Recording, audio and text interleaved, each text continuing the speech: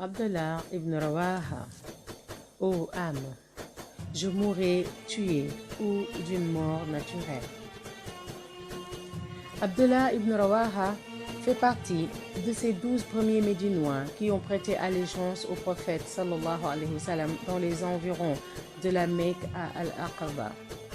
Il fait donc partie de ces premiers musulmans qui ont préparé le terrain pour l'émigration du messager de Dieu sallallahu alayhi wa sallam à Médine, événement qui fut d'ailleurs le point de départ fulgurant de la religion de Dieu, l'islam. Ibn Rawaha était aussi présent l'année suivante lors de la deuxième rencontre d'Al-Aqaba, durant laquelle 73 Médinois avaient prêté allégeance au messager de Dieu, alayhi salatu wassalam. Après l'hégire du prophète, sallallahu alayhi wa sallam, et de ses compagnons à Médine, Ibn Rawaha se montrera très actif pour assurer le soutien et la consolidation de l'édifice de l'islam. Il se montrera particulièrement attentif au complot fomenté par Abdallah ibn Ubay, qui a failli, rappelons-le, être intronisé roi de Médine par ses habitants juste avant l'arrivée du prophète sallallahu alayhi wa sallam dans la cité. Ibn Ubay n'avait jamais accepté d'être passé près d'une si belle occasion d'accéder au pouvoir. Il allait ainsi fournir de gros efforts pour comploter contre l'islam. Avec beaucoup de clairvoyance, Abdallah ibn Rawaha travaillera à dévoiler les manigances d'Ibn Ubay. Il réussira à déjouer la plupart des manœuvres de l'hypocrite, le rendant ainsi inactif. Ibn Rawaha faisait partie de ces rares personnes de la péninsule arabique sachant écrire. Il était aussi un grand poète qui avait mis son talent au service de l'islam. Le messager de Dieu, alayhi salam, appréciait sa poésie et lui demandait souvent qu'il compose des vers. Le messager de Dieu, sallallahu alayhi wa sallam, lui demanda un jour: « Comment fais-tu pour composer de la poésie ?» Ibn Rawaha lui répondit: « Je réfléchis à ce que je souhaite dire, puis je m'exprime. » Il récita ensuite un poème qu'il venait de composer de façon intuitive. Ô Hachim le bienfaiteur, Dieu vous a certes préféré à d'autres, parmi ses créatures, en vous couvrant de bienfaits exceptionnels. Ton visage reflète le bien que je sais reconnaître. Ce que je vois dans ton visage diverge avec ce qu'il voit en toi. Si tu interrogeais certains d'entre eux ou demandais leur soutien pour accomplir ta mission, ils ne répondraient pas à ton appel ni te soutiendraient. Que Dieu confirme les bienfaits qu'il t'a conférés, comme il a confirmé ceux de Moïse, et qu'il t'accorde une victoire comme celle octroyée à ce dernier.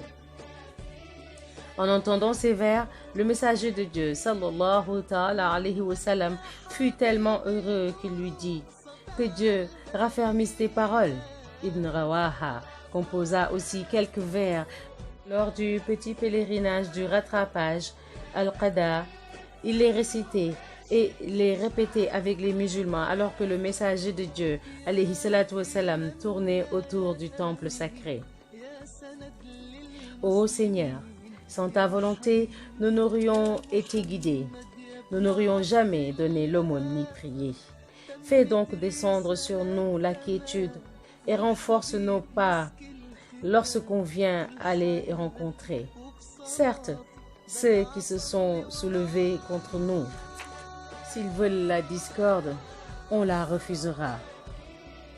Ibn Rawaha fut attristé lorsque Dieu révéla: « Quant aux poètes, ce sont les égarés qui les suivent. » Mais il retrouva le sourire en écoutant le verset suivant dire: « Excepté ceux d'entre eux qui ont la foi, qui pratiquent le bien, qui invoquent fréquemment le nom de Dieu et qui se servent de leurs poèmes pour se défendre quand ils sont agressés. » Sur le champ de bataille, Ibn Rawaha fut toujours au rendez-vous.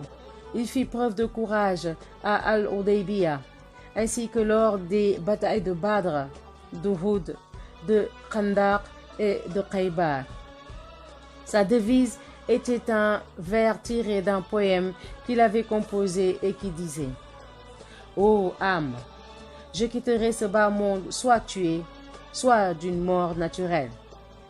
On rapporte aussi que lors de chaque bataille, il avait pour habitude de crier au milieu des idolâtres: Ô enfants de négateurs, écartez-vous de son chemin, écartez-vous, car tout le bien réside en son messager.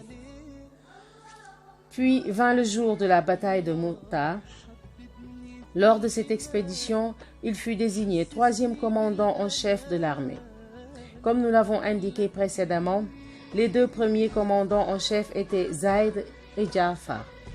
On raconte que lorsque l'armée quitta Médine, Ibn Rawaha composa un poème dans lequel il émit le souhait de mourir pendant la bataille. Il récita: « Mais je demande le pardon à Dieu, le miséricordieux, ainsi qu'une blessure large et ouverte faisant couler le sang, ou un coup mortel d'une lance jetée par un guerrier furieux, qui percera les viscères et le foie, en sorte que les gens disent, lorsqu'ils passeront devant ma tombe, Dieu l'a bien guidé en conquérant, il a certes bien accompli sa mission. » Tel était son souhait et rien d'autre.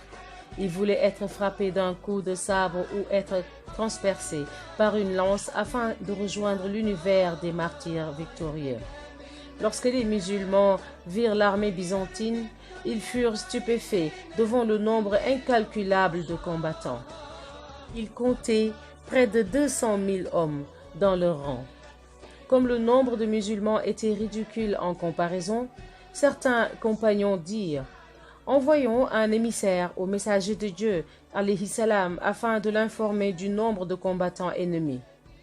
Soit il nous enverra des renforts, soit il nous ordonnera de livrer bataille et nous obéirons. » Ibn Rawaha se leva alors au milieu de la foule en disant: « Ô gens, par Dieu, nous ne prenons pas en considération lors du combat le nombre, la force ou la multitude. En réalité, on ne combat que pour cette religion dont Dieu nous a gratifiés. Hâtez-vous donc d'atteindre l'un de ces 2 objectifs, la victoire ou le martyre. » Les musulmans, dont le nombre était restreint et la force de foi très grande, s'écrièrent alors: « Ce que dit Ibn Rawaha est la vérité. » C'est ainsi que la petite armée de croyants avança en direction des 200 000 combattants mobilisés par les Byzantins pour une confrontation impitoyable. Comme nous l'avons précisé dans les pages précédentes, Zayd ibn Haritha, qui était le premier commandant en chef, tomba martyr. Ensuite, ce fut Ja'far ibn Abi Talib, qui prit l'étendard avant de tomber martyr à son tour. Puis Abdallah ibn Rawaha, le 3e commandant en chef, prit l'étendard à la main de Ja'far alors que l'affrontement avait atteint son paroxysme. En ce moment-là de la bataille, la petite armée musulmane était quasiment dissoute dans la marée humaine de l'armée tumultueuse mobilisée par Héraclius.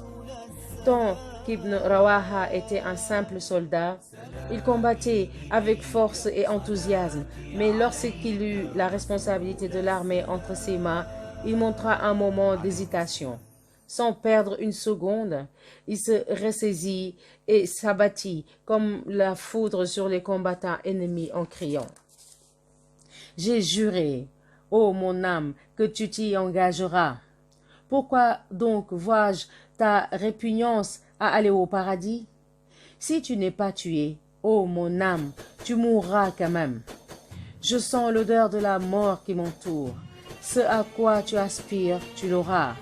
Si tu marches sur leurs pas, tu seras bien guidé. » Le vers « Si tu marches sur leurs pas, tu seras bien guidé » fait allusion à Zayd et à Ja'far qui venaient de tomber martyrs sous ses yeux. N'eût été le fait que sa vie devait s'achever maintenant, il aurait combattu jusqu'à l'extermination de tous les combattants ennemis. Mais l'heure du voyage avait sonné pour Ibn Rawaha et annoncé son ascension vers Dieu, ainsi que son entrée au paradis en tant que martyr. Tandis que son corps s'écroulait son âme courageuse et pure montait dans les cieux. Ainsi donc, son souhait le plus cher se réalisa en tombant martyr sur le champ de bataille. Dieu l'a bien quitté.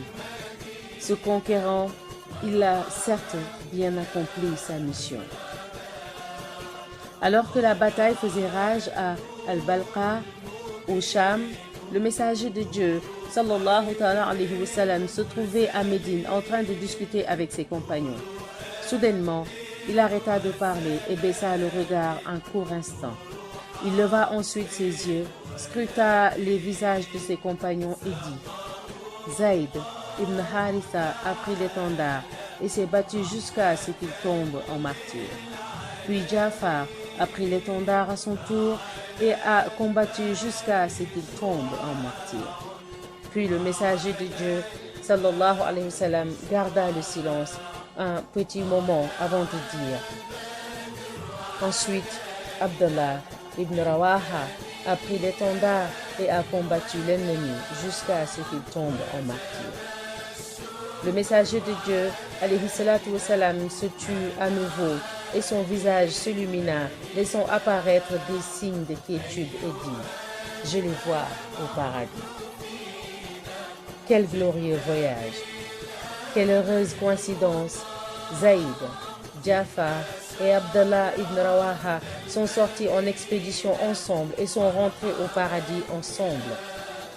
Le meilleur salut à leur souvenir éternel est bien évidemment ce qu'a dit le messager de Dieu, sallallahu alayhi wa sallam.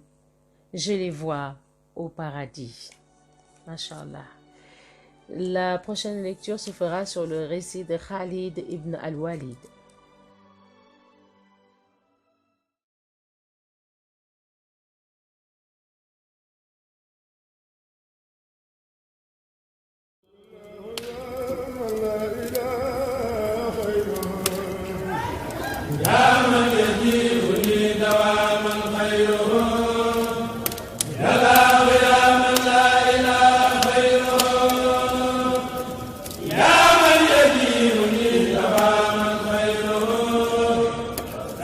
وسلم سرمدا